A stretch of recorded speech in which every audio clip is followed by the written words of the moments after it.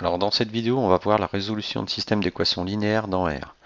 Alors linéaire, ça veut simplement dire que les équations ici ont des coefficients pour leurs variables inférieurs ou égal à 1. C'est-à-dire là on a du x puissance 1, là on a du y puissance 1, et puis là on a du x ou du y à la puissance 0. Donc de toute façon on n'aura pas de x carré, de x cube dans aucune des équations. Ça c'est l'adjectif linéaire correspond au fait qu'on n'ait que des puissances 1 pour nos variables, nos inconnus. Donc une fois qu'on a un système comme ça, en général on va poser un système avec deux équations à deux inconnus. Alors on a plusieurs cas. Nous ce qu'on a vu, c'est que ce qu'on a vu dans la vidéo précédente, c'est qu'on pouvait avoir des droites séquentes. Dans ce cas-là, notre système a une solution et une seule.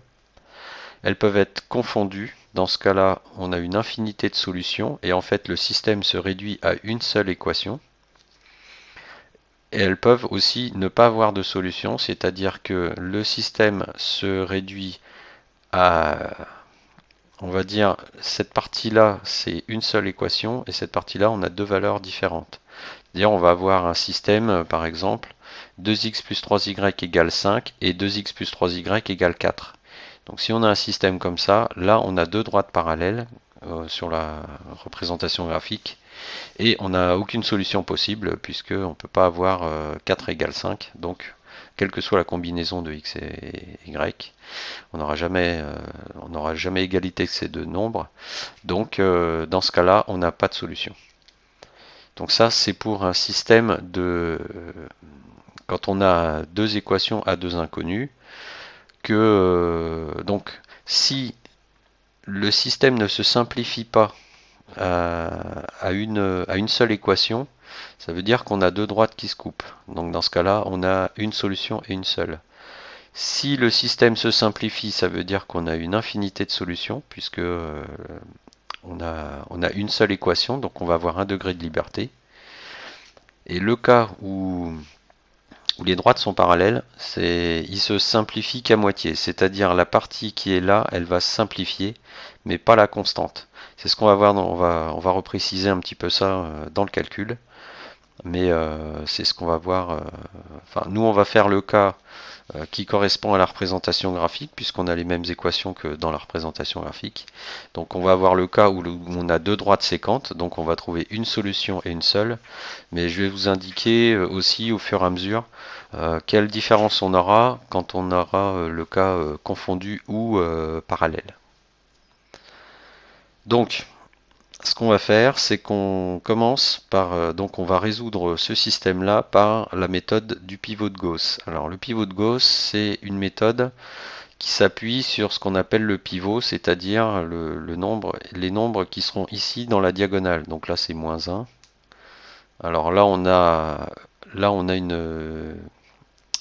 on a deux équations à deux inconnus. Donc on a deux pivots. Ce qu'on appelle les pivots, c'est les nombres qui sont dans la diagonale. Si on avait une matrice du type x, y plus 2z égale 5, là on aurait une autre équation avec encore du z ici égal à 2. Et là on aurait une troisième équation avec quelque chose du x, du y et du z égal à encore quelque chose.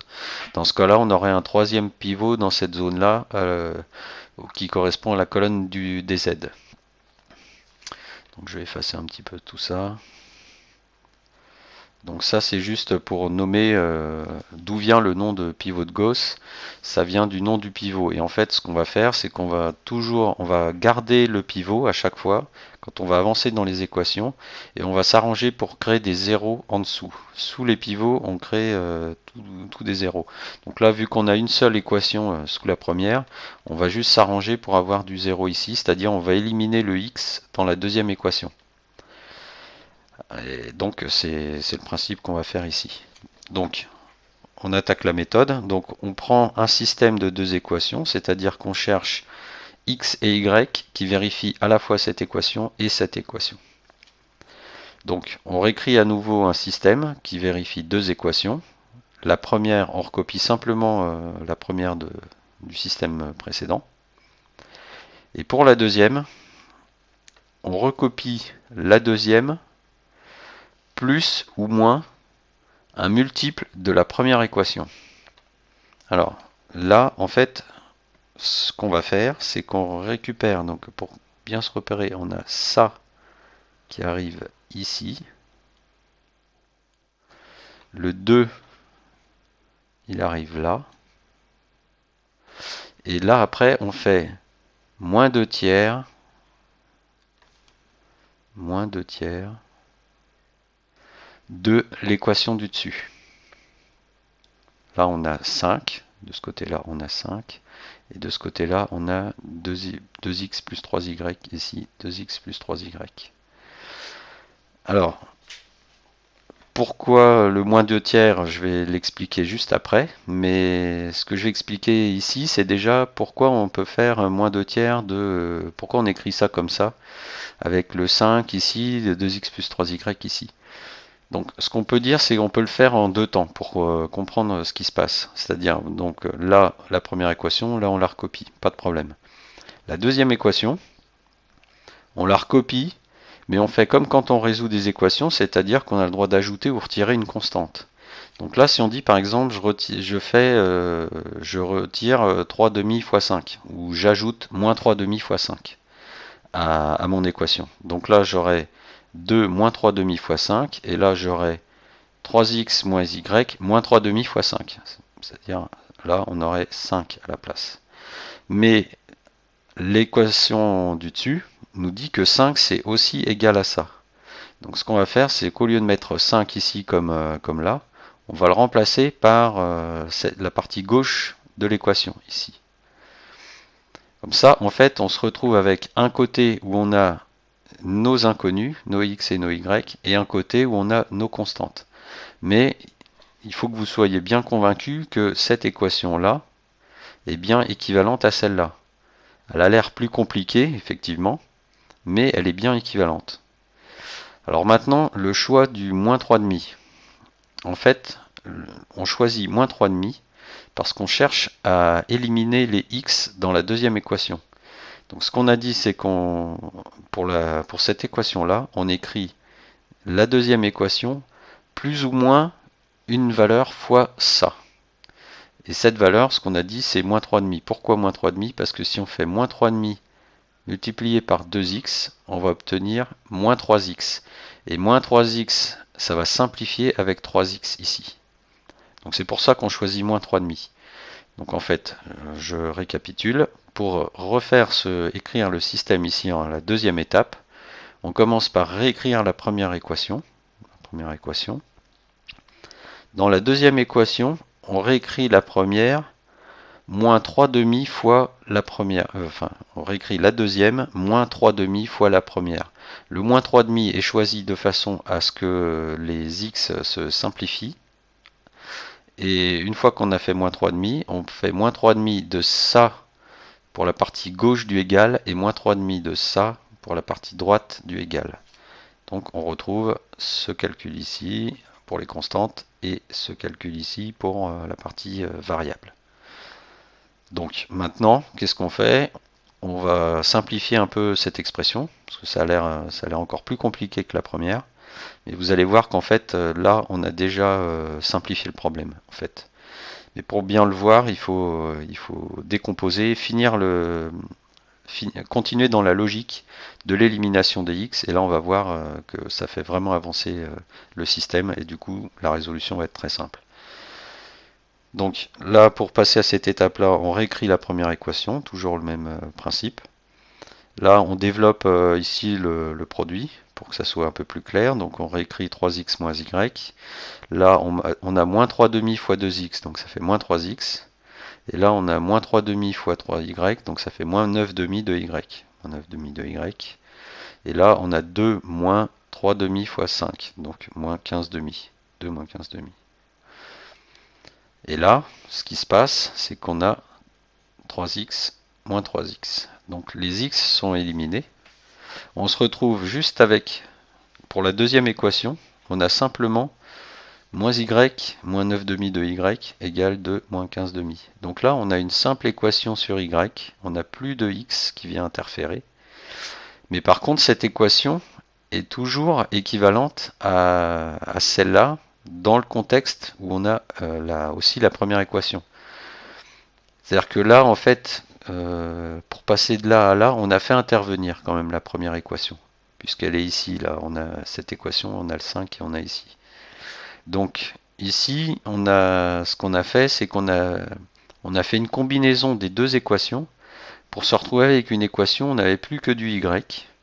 Et donc maintenant, on va continuer à résoudre notre système. On n'a plus qu'à continuer à simplifier nos calculs. Donc là, ce qu'on va faire, c'est que toujours pareil, on recopie la première ligne. Là, on va factoriser le y pour résoudre le système en fait.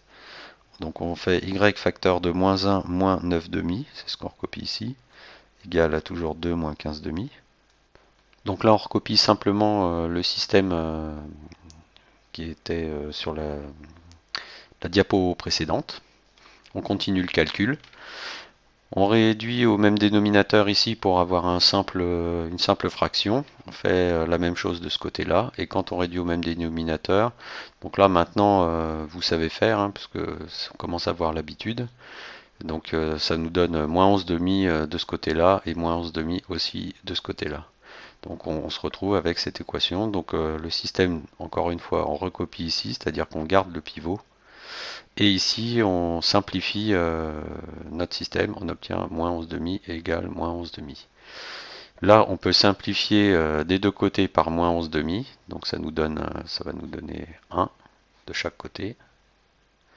Et donc, on se retrouve avec le système 2x plus 3y égale 5 et y égale 1. Donc, ça, on a un système comme ça, parce que on est dans le cas où le produit en croix n'était pas nul, c'est-à-dire qu'on a deux droites séquentes. Si on avait eu deux droites confondues, en fait, au moment où on allait éliminer x, on aurait en même temps éliminé le y en fait. Et on aurait aussi en même temps éliminé la constante, c'est-à-dire qu'on se serait trouvé avec une équation du type 0 égale 0. Et du coup, on aurait eu une première équation et la deuxième équation 0 égale 0. Donc en fait, là on se serait retrouvé avec la deuxième équation qui n'apporte aucune information. Du coup, le système se serait réduit à une seule équation. Et là, on se serait donc retrouvé dans le cas où on a deux droites confondues. Maintenant, ce qui se serait passé si on avait deux droites parallèles, donc où on n'a pas de solution, là, encore une fois, on aurait eu les x et les y qui seraient partis en même temps dans notre simplification. C'est-à-dire qu'avec notre coefficient 3,5, là, quand on a éliminé x, on aurait aussi éliminé le y. Mais par contre, au niveau de la constante, on ne l'aurait pas complètement éliminé, on aurait trouvé une autre constante. Enfin, on aurait trouvé quelque chose de non nul, quoi, en fait.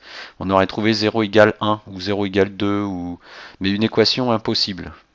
Et du coup, là, on serait arrivé au fait que la solution n'est pas, c'est impossible de trouver une solution x et y de façon à avoir 0 égale 1, par exemple. Et donc là, dans ce cas-là, si on tombe sur une équation de ce type-là, ça veut dire qu'on est dans le cas où on a deux droites parallèles et du coup, il n'existe pas de solution x et y vérifiant le système d'équations du départ. Donc là, revenons au cas où on a un système qui donne une solution et une seule. Donc on arrive ici, on a éliminé le x mais pas le y, donc là on sait qu'on a une solution et une seule. Et donc maintenant qu'on a ça, en fait on a quasiment terminé puisque notre système nous dit qu'on doit avoir cette équation-là de vraie et on doit en plus avoir y égale 1. Donc l'équation y égale 1, celle-là on la garde précieusement parce qu'elle nous donne directement la solution y. Et maintenant ce qu'on va faire c'est que comme on sait que y vaut 1, on peut le remplacer dans la première équation. Donc on recopie la première équation, sauf qu'on remplace y par 1. Donc là on a 2x plus 3 fois 1 égale à 5. Et on garde maintenant la deuxième équation qui est la plus simple, y égale 1. Donc là, on a 3 fois 1, 3. Maintenant, ça, on sait résoudre aussi. C'est une équation toute simple. Le 3, on le passe de l'autre côté. Ça fait 5 moins 3 moins 5 moins 3, 2. Et du coup, on a 2x égale 2. On simplifie par 2, ça nous donne x égale 1. Voilà.